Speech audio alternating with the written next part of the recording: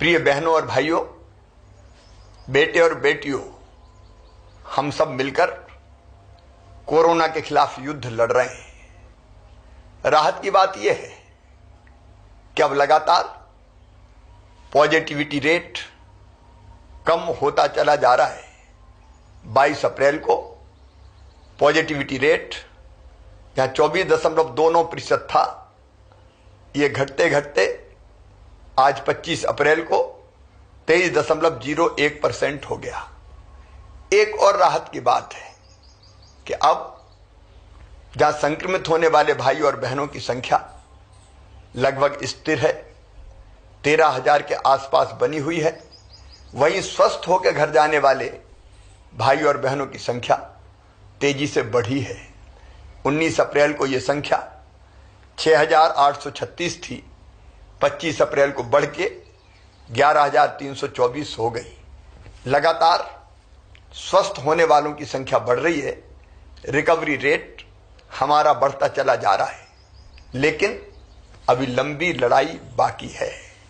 और याद रखिए, ये जो रिकवरी रेट बढ़ी और पॉजिटिविटी रेट कम हुआ, इसका सबसे बड़ा कारण है आपका सहयोग। कोरोना कर्फ्यू, कोरोना से लड़ाई घर के बाहर निकल के नहीं जीती जा सकती। कोरोना से लड़ाई हम घर पर रहकर ही जीत सकते हैं। हम घर पर रहे, इसलिए संक्रमण की दर अब घटती और है। आप सबसे मैं निवेदन करना चाहता हूं, यह सहयोग लगातार आवश्यक है। धैर्य और संयम से हमको इस लड़ाई को लड़ते रहना है। मेरी प्रार्थना है कि हमारे गांव में अगर किसी मोहल्ले में कुछ घरों में संक्रमण है तो एक माइक्रो कंटेनमेंट एरिया बना दीजिए।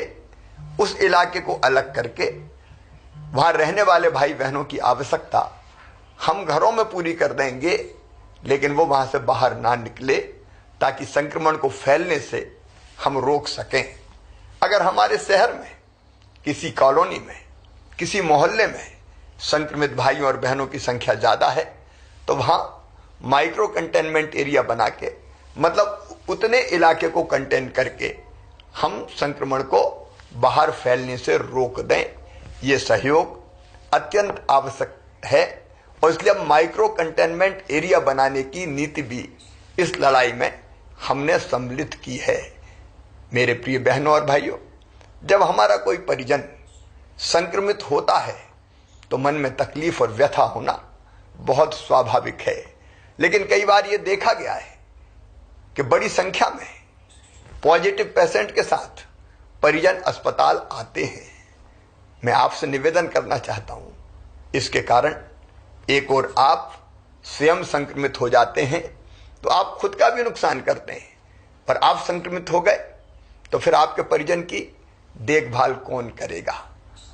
और इसलिए मैं निवेदन करना चाहता हूं कि किसी का आना परिजन के साथ आवश्यक है तो कोरोना गाइडलाइन का पालन करते हुए आए। ज्यादा संख्या में लोग बिल्कुल ना आए, और अस्पताल में तो संक्रमित को भर्ती करवाने के बाद वार्ड में कतई ना जाएं, बिल्कुल ना जाएं। आप अगर कोरोना पॉजिटिव पेशेंट्स के वार्ड में अंदर जाएंगे तो आप स्वयं संक्रमित हो जाएंगे। इससे संकट और बढ़ेगा और गहराएगा।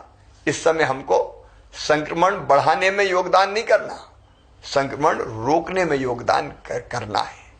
हर संभव प्रयास हम कर रहे हैं व्यवस्थाएं बनाने का।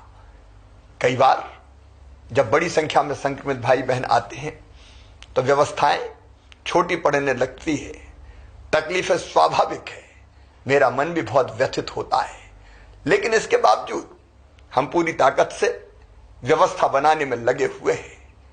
ऑक्सीजन की आपूर्ति लगातार बनी रहे और बढ़ती रहे, इसका हर संभव प्रयास जारी है। माननीय प्रधानमंत्री जी का, भारत सरकार का इसमें पूरा सहयोग मिल रहा है। अब तो वायुसेना के विमानों से खाली टैंकरों को गंतव्य तक भेजा जा रहा है, जामनगर हो या दूसरे स्थान हो, ताकि वहां पहुंच जाए, जल्दी समय बचे और वहां से भर के फिर बाय रोड आ जाए। रेमडेसिविर इंजेक्शन उपलब्ध कराने के हर संभव प्रयास जारी है। ऑक्सीजन रेल से भी आए, इसकी व्यवस्था भी हमने की है।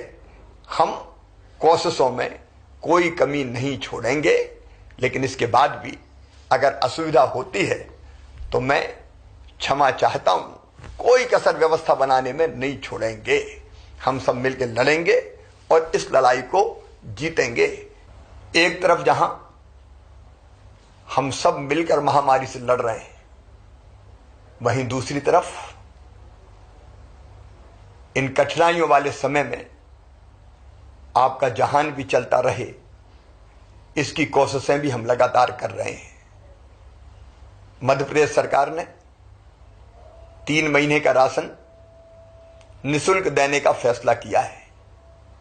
माननीय प्रधानमंत्री जी ने, भारत सरकार ने भी 2 महीने का राशन मई और जून का निःशुल्क देने का फैसला किया है। निःशुल्क राशन के साथ साथ हमारे जो स्ट्रीट वेंडर है, क्या वो शहरी हो, फुटपाथ पर सामान बेचने वाले, छोटा मोटा कारोबार करने वाले, या ग्रामीण क्षेत्र के हो, उनके खाते में भी 1000 रुपया डालने का हमने फैसला किया है। जल्दी ही किसानों के खाते में मुख्यमंत्री किसान कल्याण योजना की निधि की एक किस्त भी डाली जाएगी। जनता को राहत देने के हर संभव उपाय हम लगातार करते रहेंगे। लेकिन एक बात और ध्यान रखिएगा, इस लड़ाई में अगर हमारे सेनापति कोई है तो वो सेनापति है डॉक्टर्स, पैरामेडिकल स्टाफ, हमारी नर्स बहनें, हमारे वार्ड बॉय। ये अपनी जान हथेली पे रख के, अपनी जान जोखिम में डाल के ये इस लड़ाई को लड़ रहे हैं। इनका सम्मान कीजिए, इनका मनोबल बढ़ाइए, इनकी हिम्मत बढ़ाइए, इनका हौसला बढ़ाइए, ताकि दुगने उत्साह से ये आपकी सेवा में लगे, संक्रमितों को स्वस्थ कर सकें। इनके साथ अशोभनीय व्यवहार कतई नहीं होना चाहिए। आइए मेरे बहनों और भाइयों, मिलके हम इस लड़ाई को लड़ें। मेरा विश्वास है कि जो रणनीति हमने बनाई है उस पर अगर हम ठीक ढंग से चलते रहे तो निश्चित तौर पर कोरोना हारेगा, हम जीतेंगे। बहुत बहुत धन्यवाद।